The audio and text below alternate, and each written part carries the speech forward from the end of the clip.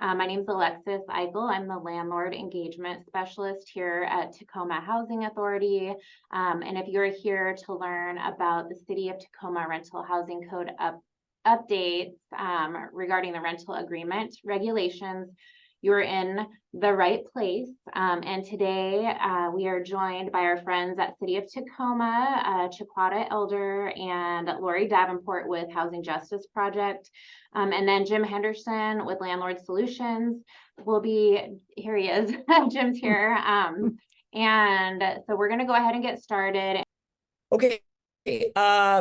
So this in the city's changes to the rental housing code, there were several new pieces that were now required to include information in our leases. And so two ways that you might manage this, you may choose to just to update your current lease. So any new residents moving in, you would have them on all these provisions in your new lease. Another way you could do it is if you wanted to create an addendum that has all of these changes, you could add that to your lease as well.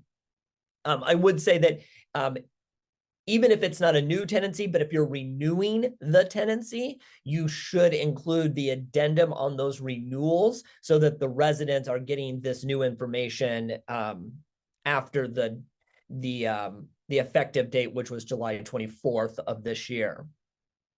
So the first one let's go over here is that you're no longer allowed to impose any penalty if a resident terminates their month-to-month tenancy.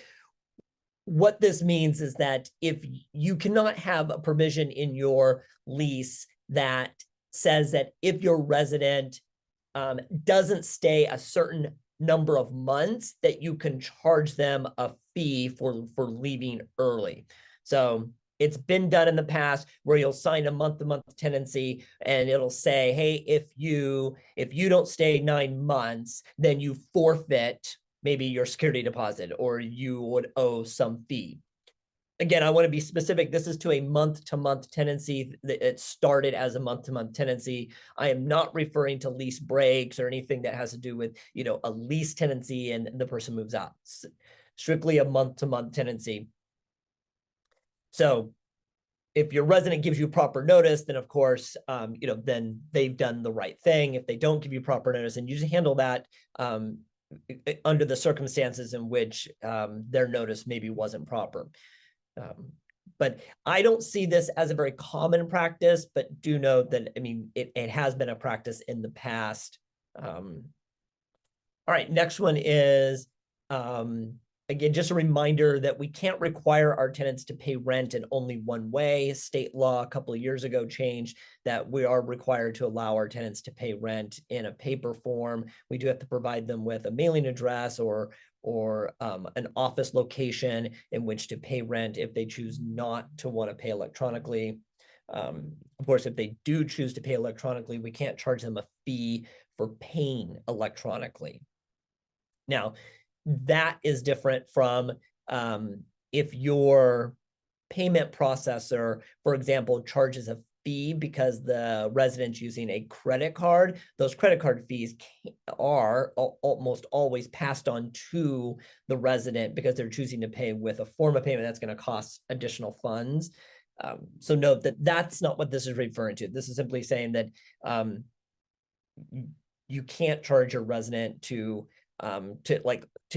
access a portal. If you provide the electronic payment system, you can't charge them a fee for that service. Chiquata.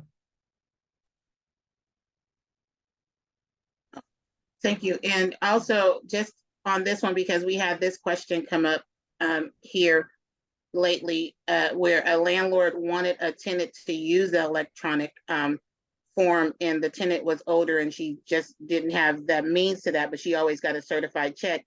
The landlord asked if she can charge the tenant extra because she's choosing not to use the portal. And so no, you can't charge a tenant extra because they're choosing not to use your online electronic payment system either. Okay. You cannot require your resident to provide you with more than 20 days notice to terminate a tenancy. State law is that a resident on a month-to-month tenancy can provide you 20 days notice for that. They can opt to give you more, but but the minimum is 20 days, and you can't require them to give you more than that. And then also, the council passed that there no longer can you have a ban on a specific dog breed unless your insurance policy also has a ban on breed. So if your insurance policy for your rental property does not have a ban on breeds, then you cannot have a ban.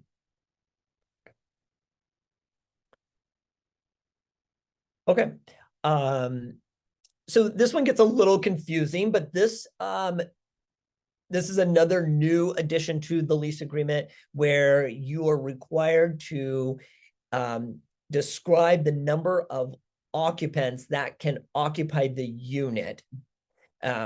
So the intent of this is so that units are not over occupied.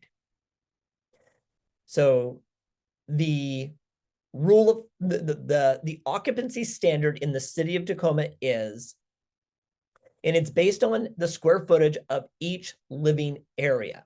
So living areas or living spaces are not kitchens, bathrooms, laundry rooms, hallways, or enclosed outdoor spaces, okay? However, living spaces that are included would be bedrooms, living rooms, dining rooms. So and you calculate to get to the number of occupants that are lawfully able to occupy the unit, you look at the square footage of each individual space. So take bedroom number 1, and the first 70 square feet is for 2 people.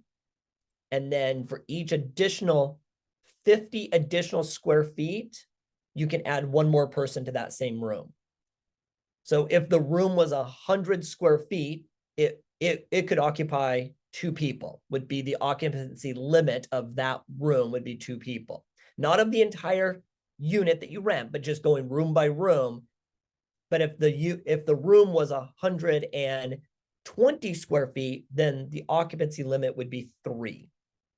So you have to go room to room, and then as you calculate the square footage of each space, then you get to the total for the unit, and then that's the number of people that can lawfully occupy the unit.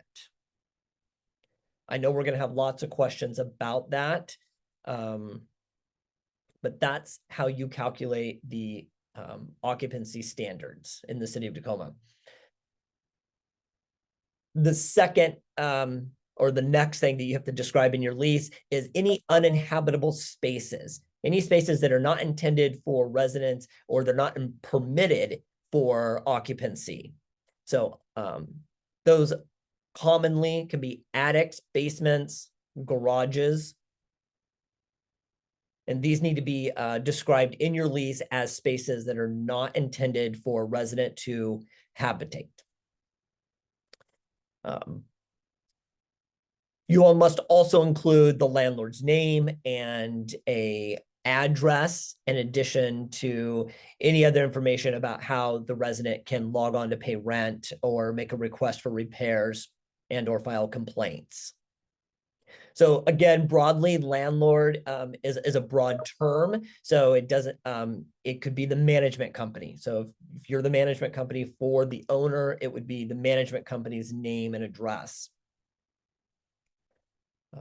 The purpose of this is so that the resident has the address in which to mail rent possibly, and or to mail and send you any maintenance request as well. However, if you accept maintenance requests through an online portal, then you would include that information, and you would include specifically how they would submit that. All right. Late fees. As you know that there's a cap on late fees of 1.5%. So you would, so making sure that your lease is consistent with that. Again, looking at how these, you know, when I talked about if you have a current tenancy and you're renewing the tenancy, this is one of those additions, and being clear that you're not just renewing the same lease that maybe had an outdated provision, but you're updating that with an addendum to reflect these changes. Let's see here. So this last paragraph here is really a takeoff of the state law that reminds residents that when you receive a payment, that payment must first be applied to rent and not first applied to late fees. So all monies received must first go toward rent. Okay. If your resident happened to include the additional amount in their payment to cover the late fees, then you could then apply the additional amount to those late fees. Otherwise, the late fees would just remain unpaid if the amount you receive is enough to cover rent. Also, the resident can request that they move their rent due date based on a government source of income. So if their source of income for paying rent is comes from the government, that would be, for example, it would be commonly it's Social Security, maybe SSDI. There may be a few others, and that are specific government sources of income. The resident can request to change their due date based on the date that they receive that check. Not everyone who receives a source of income from the government receives that on the first of the month. My understanding is, I believe it is based on an alphabet, and those checks go out randomly throughout the month, or at least through the first half of the month. The resident would just come to you and they would show you that that this is when they receive their government check, and then also they would submit their request to change their due date in writing. I think it is just for bookkeeping purposes. I think it is important that you do get something in writing from the resident making that request, so that it's clear as to that the date that they requested is the date that you moved their rent due date to. All right. Last month's rent can only be used for last month's rent. So you cannot use this for any other rent or for any other cost. You can't use the last month's rent to pay for damages, for example. So here's some information. This is good information about how to identify what is a habitable or maybe a non-habitable space. And then some calculation of the occupancy standards based on the square footage. So you can see down below, they give you some examples here of a 70 square foot to 119 square foot would be for 2 occupants. I think just a note is that if the occupant is under the age of 2, I think it's under the age of 2, they do not count in the occupancy count. So in that, for example, in that bullet point where it says 70 square feet to 119 square feet at 2 occupants, if there was also a child under the age of 2, it would be those 3 individuals could occupy that, because they don't count as an occupant to the occupancy standard.